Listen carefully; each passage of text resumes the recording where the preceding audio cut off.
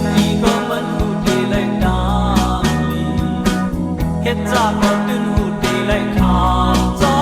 ปวดกำมันยาวลูกค้าก็รู้ใจเล็กสั่ง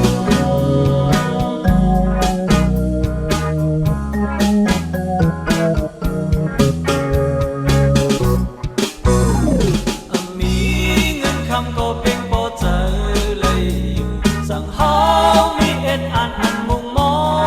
งไว้มีคนจำก็มันจังตูเจออยู่สั่งคนเฮาลืมนำเจอคนเฮ็ดดีก็มันหูดีเลยนะเฮ็ดจาก